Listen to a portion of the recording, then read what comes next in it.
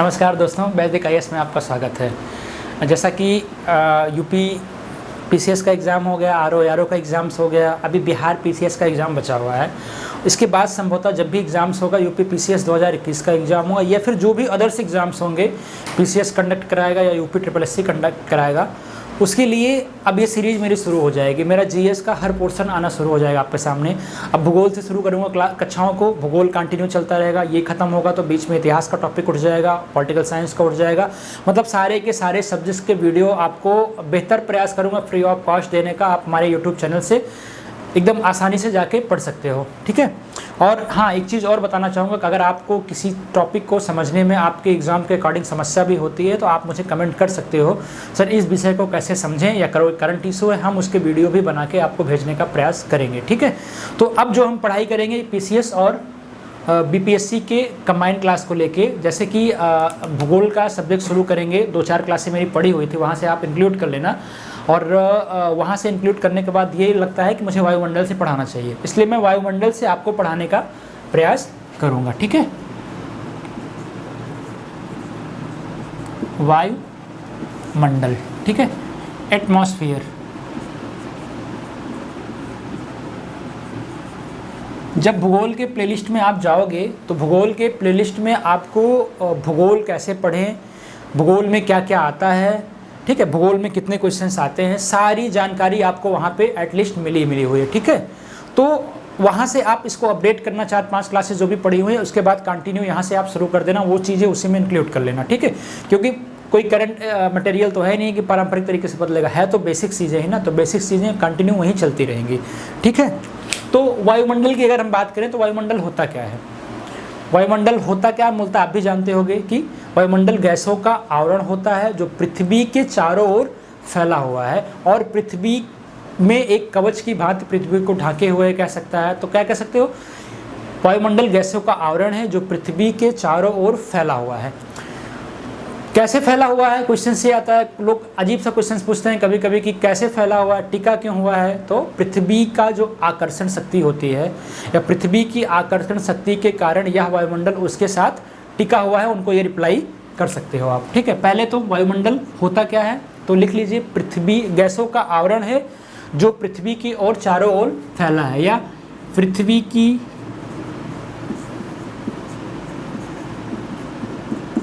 चारों ओर फैला गैसों का आवरण है, ठीक है। पृथ्वी के आकर्षण शक्ति के कारण यह वायुमंडल में उसके साथ टिका है, और कह सकते हो वायुमंडल के कारण ही पृथ्वी पर जीवों का अस्तित्व है, ठीक है। पृथ्वी पर जीवों का अस्तित्व कैसे है, वायुमंडल के कारण ही है। क्यों वायुमंडल के कारण है, क्योंकि पृथ्वी से जो शॉर्ट वेव लघु तरंगी विकिरण आती है पृथ्वी के धरातल तक, यह हमारा वायुमंडल उसको आने देता है। माना कि ये पृथ्वी है, वायुमंडल फैला हुआ है, लेकिन जो शॉर्ट वेव रेडिएशंस आती है ये वायुमंडल पृथ्वी को धरातल तक आने देता है। लेकिन वहीं जो पार्थिव विकिरण होते हैं उन तरंगों के लिए यह अवरोध का काम करता है, ठीक है। जो पार्थिविक विकिरण होते हैं उन तरंगों के लिए क्या करता है, ये यहीं पे उसको रोक लेता है, अवरोध का काम करता है, ठीक है। इससे क्या होता है कि पृथ्वी पर जीवों पर कोई अस्तित्व, जीवों के क्या कहते हैं, जीवों पर कोई इसका खतरा नहीं बनता है। इसीलिए पृथ्वी का कहते हैं टेम्परेचर 15 डिग्री सेल्सियस औसत तापमान पृथ्वी का हमेशा मेंटेन रहता है, ठीक है। ये बेसिक समझ हो गई आपको जानने के लिए। वायुमंडल के कारण ही 15 डिग्री सेल्सियस पृथ्वी का औसत तापमान हमेशा मेंटेन रहता है, ठीक है। अब क्वेश्चन कहाँ से आते हैं, ये तो बेसिक्स हो गया। क्वेश्चन कभी कभी आते हैं कि पृथ्वी में वायुमंडल में कौन कौन सी गैसें पाई जाती हैं, उनकी मात्रा कितनी है, ठीक है। ये तो नॉर्मली बेसिक क्वेश्चन होता है। या फिर कौन कौन सी गैसें वायुमंडल में होती हैं, मात्रा किसकी ज़्यादा है ना पूछे, कभी कभी किसकी मात्रा कम होती है वो पूछता है, या कभी कभी पूछता है कि कौन कौन सी गैसें होती हैं, बस इतना ही पूछता है, ठीक है। तो देखना, ये मान लो वायुमंडल हो गया, ठीक है। तो यहाँ पे 78% नाइट्रोजन है, ध्यान देना 78% नाइट्रोजन है और 21% क्या है, ऑक्सीजन है। बाकी 1% अदर गैसें हैं। ठीक, 1% अदर गैसें हैं इसमें। उसमें कौन कौन सी हैं? आर्गन है, कार्बन डाइऑक्साइड है, नियान है, आर्गन है, कार्बन डाइऑक्साइड है, क्रम देखना, नियान है, ठीक है, हीलियम है, क्रिप्टॉन है, जेनॉन है, ठीक है, हीलियम है, क्रिप्टॉन है, जेनॉन को Xe लिखा जाता है, जिनॉन है। तो इस तरह की गैसें जो है पृथ्वी के वायुमंडल में हैं, ठीक है। एक और है H2 है, ठीक है। तो ये सारी गैसें 1% में हैं। तो इन गैसों के नाम याद रखना, कभी कभी ऑप्शन में इनको देता है, इसके अलावा भी कुछ देता है, देखता है कि इसमें से कौन सी हैं और कौन सी नहीं है। और कभी कभी इन्हीं गैसों के बारे में, कुछ इंपॉर्टेंट गैसों के बारे में आपसे पूछ लेता है कि इसके काम क्या हैं, ये हैं क्या। जैसे कि आपको बारे में नाइट्रोजन के बारे में पूछेगा, आपसे नाइट्रोजन के बारे में पूछेगा तो पहला नंबर तो 3/4 भाग देखना, 3/4 से अधिक भाग किसका है? नाइट्रोजन का है। 1/4 लगभग 75% हो रहा है, 3/4 लगभग 75% हो रहा है, तो इससे ज़्यादा 78% हो रहा है। मतलब 3/4 से अधिक भाग किसका है? नाइट्रोजन का है। इसके प्रेजेंस में क्या होता है? इसके प्रेजेंस में होता है कि वस्तुएं जो होती हैं तेज़ी से नहीं जल पाती हैं, या रंगहीन होता है, स्वादहीन होता है, गंधहीन होता है। और पेड़ पौधों में प्रोटीन का निर्माण किसके कारण होता है? नाइट्रोजन के कारण ही होता है। नाइट्रोजन के कारण पेड़ पौधे में प्रोटीन का, समझ लो, सुन लो, प्रोटीन का निर्माण होता है, ठीक है। आगे अगर ऑक्सीजन की बात करें तो ऑक्सीजन के कारण क्या होता है? आपको पता ही होगा कि मनुष्यों और जंतुओं के लिए ये प्राणदायी है। कैसे प्राणदायी है? मानव क्या करता है? मानव वायुमंडल से ऑक्सीजन को लेता है, लेकिन क्या कहते हैं, कार्बन डाइऑक्साइड के रूप में निकालता है। समझ रहे हो ना, जिसको पेड़ पौधे लेते हैं। तो इस तरह की प्रक्रिया होती रहती है। और ऑक्सीजन के लिए और क्या करोगे कि ऑक्सीजन के बिना ईंधन का जलना असंभव है। तो ये बेसिक चीज़ें होंगी, इनके बारे में जानते रहो। कभी आपसे आर्गन के बारे में पूछ लिया कि आर्गन का काम क्या होता है, तो आर्गन के बारे में आपको जानना सबसे ज़रूरी है, इसलिए होता है कि ये क्वेश्चन बार बार आता है। सबसे पहली बात आप जानना आर्गन के बारे में कि यह रासायनिक क्रिया नहीं करता है, इसलिए इसको अक्रिय गैस बोलते हैं। याद रखना, यह रासायनिक क्रिया नहीं करता, इसलिए क्या बोलते हैं? इसको अक्रिय गैस बोलते हैं। कार्बन डाइऑक्साइड के बारे में पूछेगा तो कार्बन डाइऑक्साइड क्या होता है? भारी गैस होता है, ठीक है, भारी गैस होता है। और क्या करता है? सौर विकिरण के लिए पारगम्य होता है। याद रखना, जो एक कार्बन डाइऑक्साइड होता है ये सौर विकिरण के लिए पारगम्य होता है, लेकिन पार्थिव विकिरण के लिए अपारगम्य होता है, ठीक है। देखना,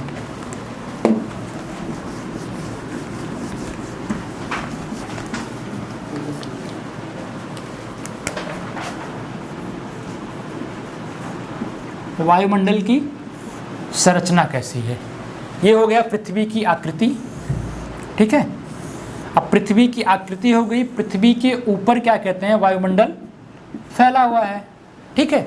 तो वायुमंडल की जो संरचना है, कई संरचनाओं के रूप, कई पार्टीशन के रूप में डिवाइड किया गया इसको। जैसे कहा जाता है कि विस्तार लगभग 10,000 किलोमीटर है, लेकिन याद रखना 99% भाग मात्र 32 किलोमीटर तक सीमित है।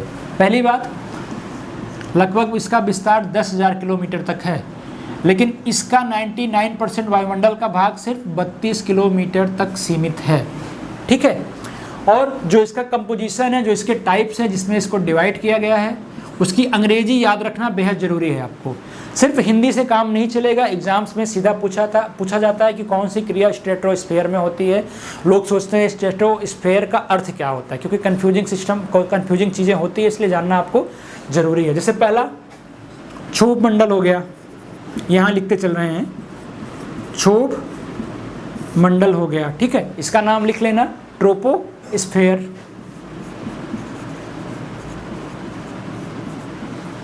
ट्रोपोस्फीयर। फिर दूसरा जो है मार्कर थोड़ा डार्क चलता है, थोड़ा सा डार्क रखा करो, मतलब हल्का चलता है, ठीक है। क्षोभ मंडल, ठीक है। उसके बाद समताप मंडल पहले लिख लीजिए, फिर मध्य मंडल, आयन मंडल, बहिर्मंडल, ठीक। बहिर्मंडल को बोलते हैं एक्सोस्फीयर, आयनोस्फेयर, मेसोस्फेयर और स्ट्रेटोस्फेयर। ठीक है, अब एक एक चीज के बारे में अच्छे से समझ लो, उसके बाद फिर व्याख्या या फिर इसके अलावा समझाने का प्रयास आपको करेंगे। जैसे कि अगर हम बात करें क्षोभ मंडल की, ठीक है, देखना मिटा के फिर से लिख रहे हैं और इसकी संरचना को बना के पृथ्वी बना लीजिए या कुछ इस तरह का बना लीजिए। ये पृथ्वी हो गई, ठीक है, अर्थ हो गया। तो ये लगभग 18 किलोमीटर तक फैला हुआ है। कह सकते हो, कभी कभी क्वेश्चन आता है कि पृथ्वी पर कितना है, ये ध्रुवों पर 8 किलोमीटर है और विषुवत रेखा पर 18 किलोमीटर है। ठीक है, 0 डिग्री पर 18 किलोमीटर क्वेश्चन कभी कभी आता है, और ध्रुव पर कितना है, ध्रुवों पर 8 किलोमीटर है।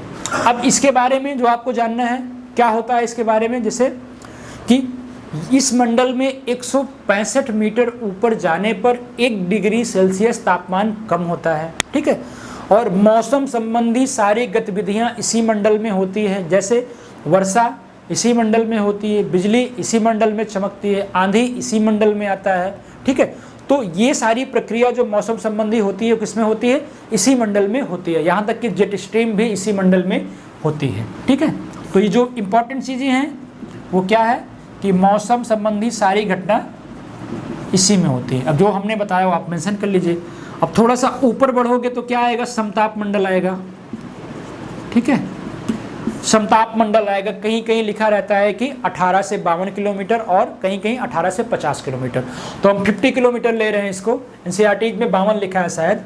ठीक है, तो इसमें क्या होता है, अगर मौसम संबंधी कोई घटना नहीं होगी तो इसमें तो क्या होगा, ये वायुमंडल के लिए ये वायुयान के लिए लाभदायक होगा। तो जो क्या कहते हैं वायुयान चलते हैं मूलतः इसी मंडल में चलते हैं। ठीक है, ये हो गया स्ट्रेटोस्फेयर के बारे में। इसके लिए सबसे बड़ी घटना को हो क्या है कि प्रारंभ में तापमान स्थिर रहता है, लेकिन 20 किलोमीटर ऊंचाई पर जाने पर तापमान बढ़ने लगता है। ठीक है, तापमान पहले स्थिर रहता है, ठीक है, लेकिन जैसे 20 किलोमीटर की ऊंचाई पर जाते हैं इसका तापमान बढ़ने लगता है। अब इसको लिंक करो, क्यों बढ़ता है, क्योंकि ओजोन गैस की उपस्थिति इसी मंडल में इसी स्थान पे होती है। वो क्या करता है ओजोन गैस, पराबैंगनी किरणों को अवशोषित करके क्या कहता है, तापमान को क्या करेगा, तापमान को कम कर लेता है। ठीक है, तो इस तरह की चीज़ों को भी ध्यान देने की ज़रूरत है।